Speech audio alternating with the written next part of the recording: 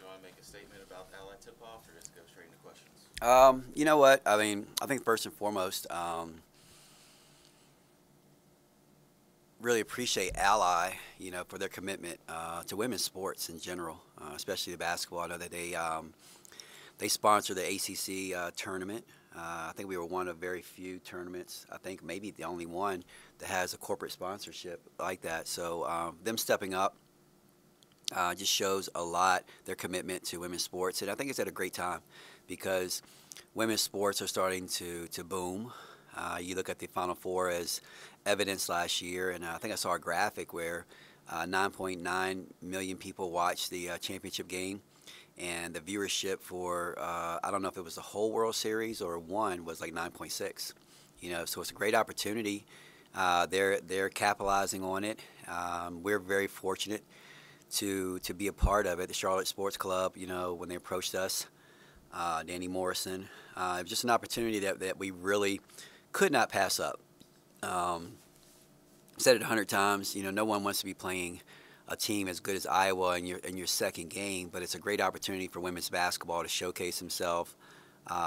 Thursday night, it's been really a good time. I know they have Thursday night NFL football, but if you're like me, it's hard finding it on Prime Video and whatever. So we're going to be front and center to be able to showcase not only what our program can represent, but what women's basketball can represent. So in essence, I think it's a win-win situation for us. We're going to go down and play a very good opponent, a number 3 ranked team in the country, and but we're excited about it, and I think it's a great opportunity. Any questions? We'll start with Mark on the right. Kenny, obviously you want to make the most of your opportunity. You obviously Notre Dame had trouble in their season opener. Do you have a sense of whether this team can be up to the task and this game can live up to the hype? Well, no, I don't. I think it's two really good teams putting it together. I've watched a little bit of Iowa. Obviously, I think everyone saw their game when they played outside. And they showcased. It was tremendous. They had 55,000 people watching that game in person. We are what we're going to be for the next month or so, a work in progress. And I thought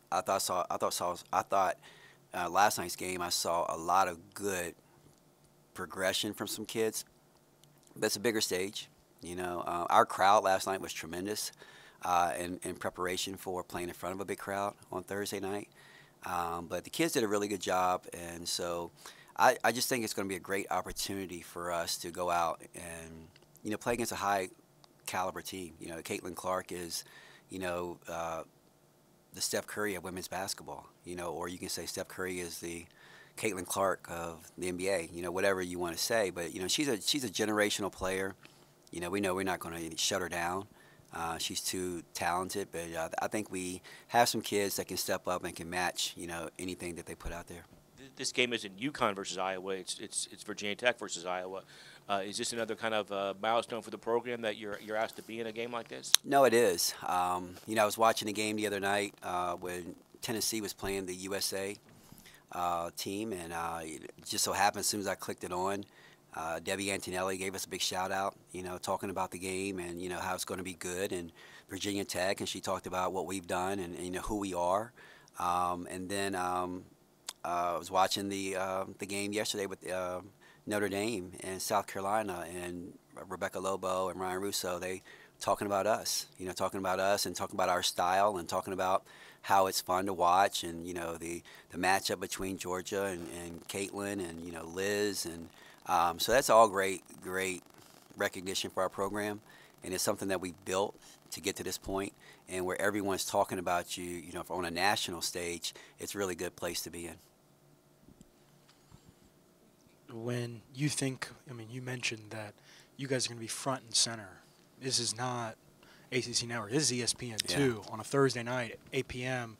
When you think about that you're representing women's college basketball, to think about where this program was when you took over, to now have this stage, not just the ACC, but women's basketball as a whole, where does your mind go? No, it races a lot of different places. I remember the first game we played here against UNC Asheville, and I was like, where are the people? You know, did they not know what time the game started? You know, and to the point where we come out and we're hanging banners, you know, years later, an ACC banner, Final Four banner. The crowd last night was terrific. Crowd was terrific last night. You know, it's just a shame we have 5 ESPN games and all of them are away from Castle. Because I watched the replay of the game last night, and it's a great showing. It's a great showing for women's basketball, and we're picked to be one of the best teams in the conference, and we have no games on our home venue.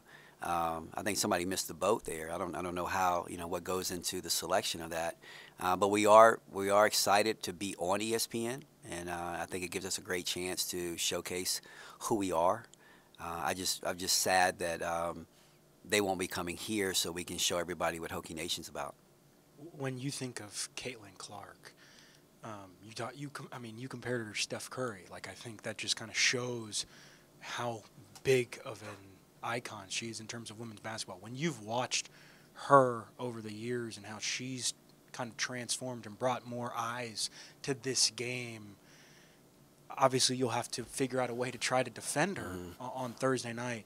But what is it going to be like, you know, when you put Georgia, the only other player to match Caitlin's numbers in some ways last year, on the same stage? Like, you guys are, it's not like you guys are watching her. You're going to be playing against her. Yeah, I mean, obviously it was a collision course that could have happened last year to be able to meet up with her.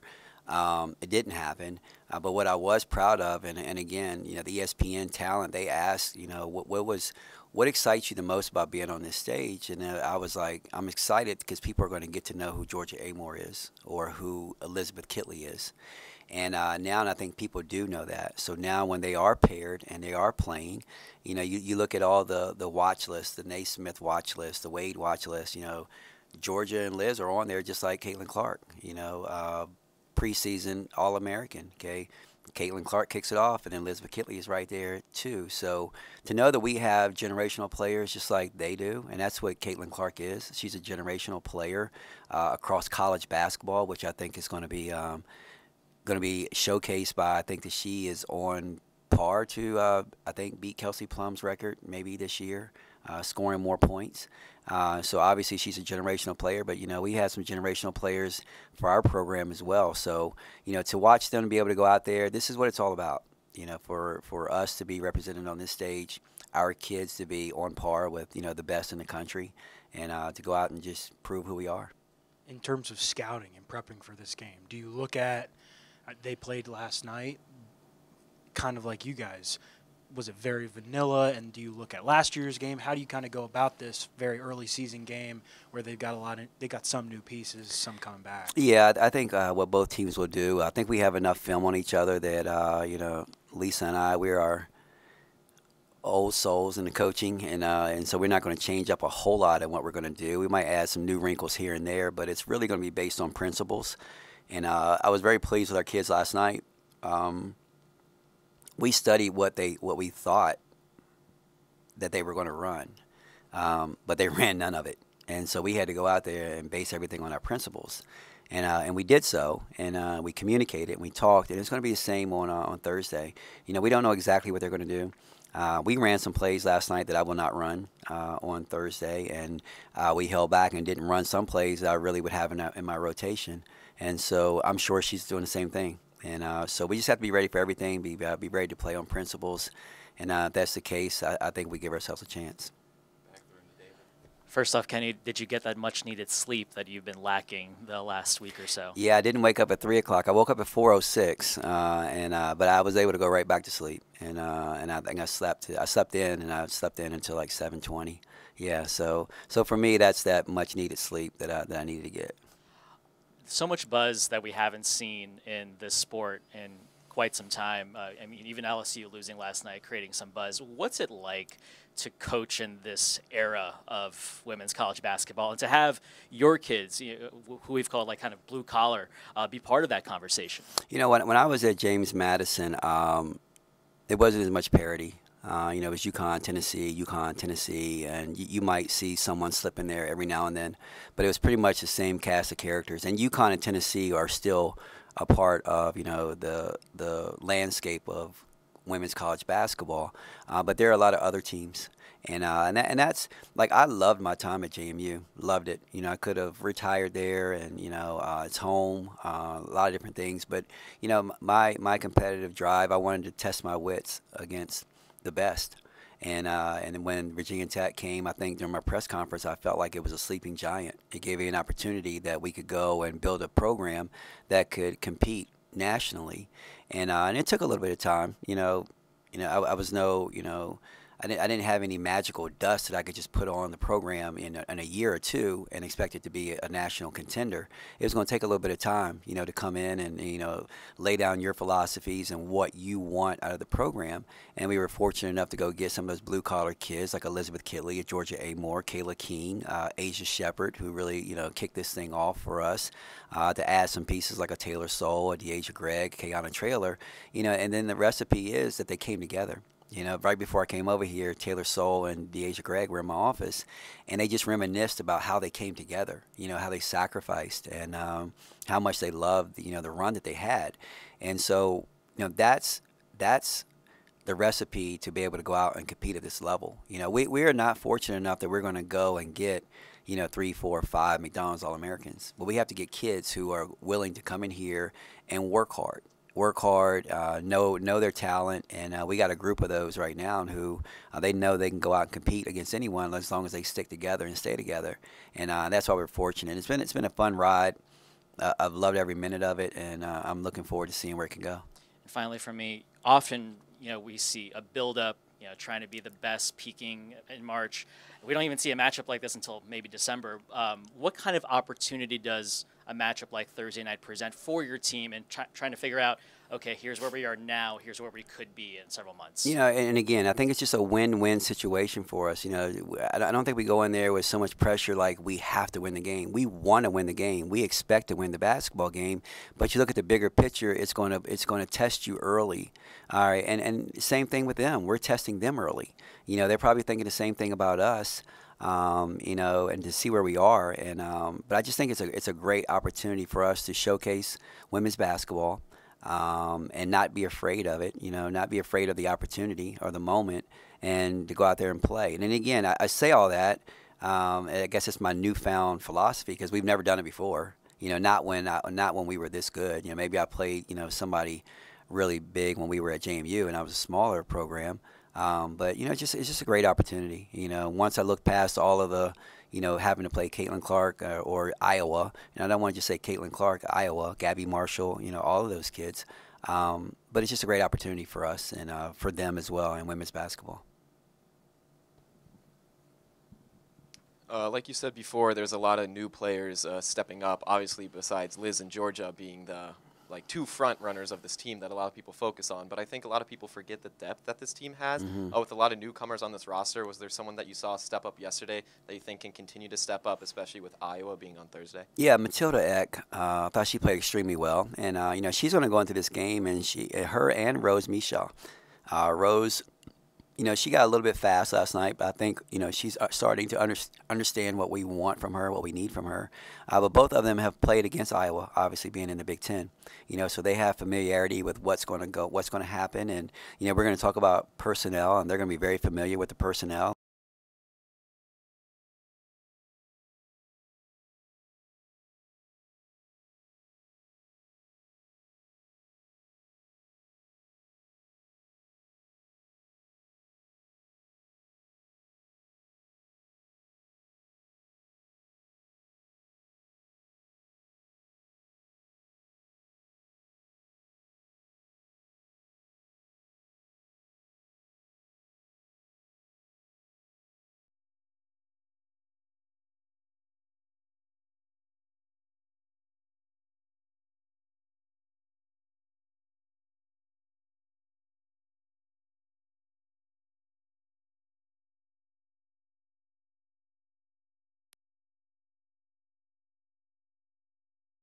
And hanging banners, and so they were probably nervous.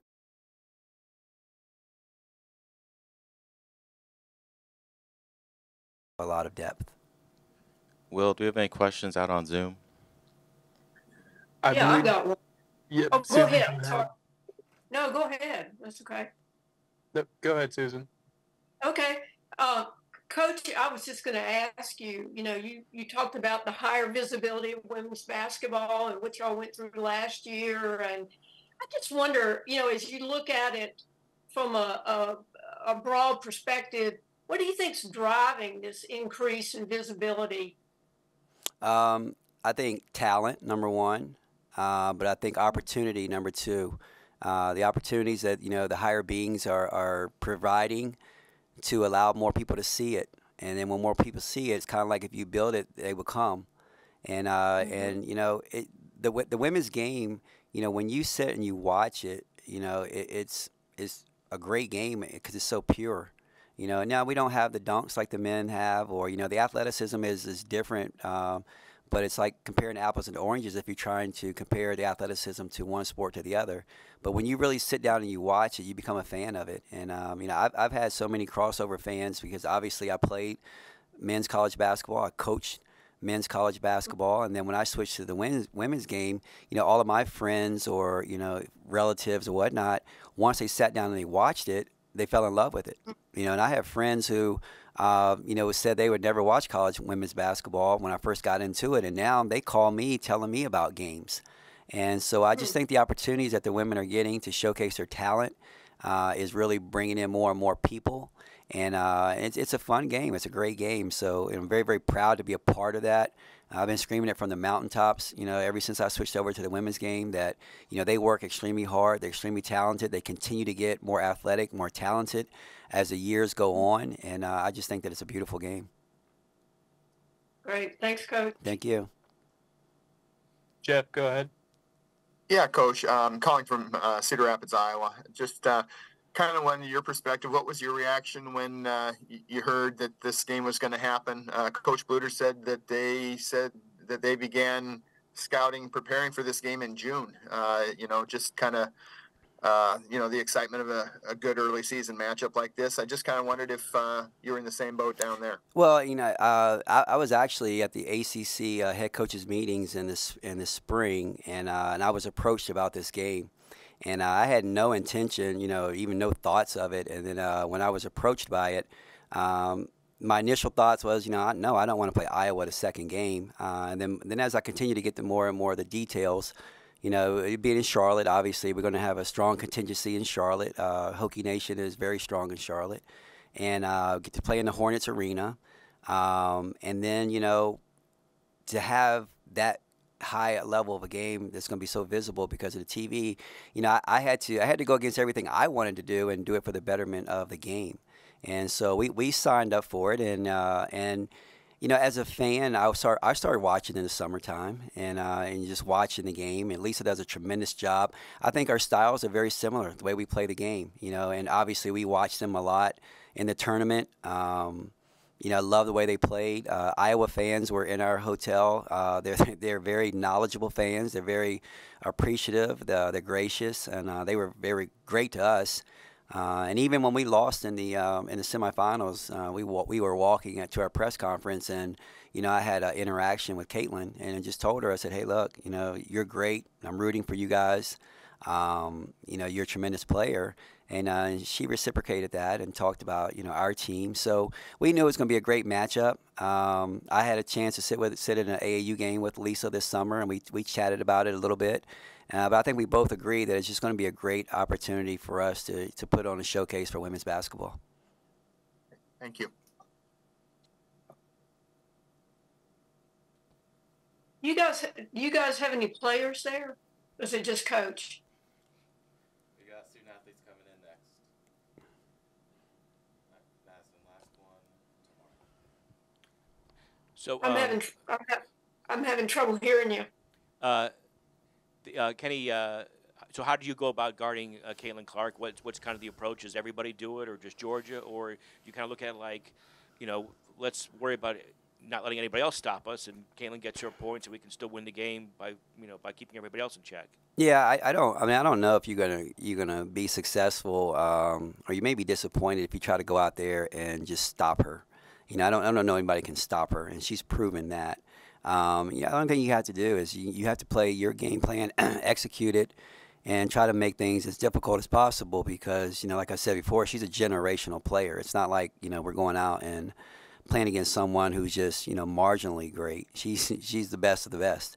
And so for us to, rely on stopping her, then we'd probably get disappointed very quickly. It's a team game. She's not the only one that's on that floor, and we're going to have to, make sure we understand our assignments and execute them and try to do it our best. And at the same time, we need to go down. And I think if you get caught up in just trying to stop Caitlin, you can be disappointed very quickly. We have to also go down the offensive end and and get Liz Kitley open and get Georgia into her opportunities, and then that's why it's a game. So we just if we just focus on one aspect of their team, we're gonna be in trouble because they're a very talented basketball group, and so we're just gonna go out and try to execute it. I'm not gonna give you my game plan right now, Mark, but we're just gonna try to go out and execute whatever we decide.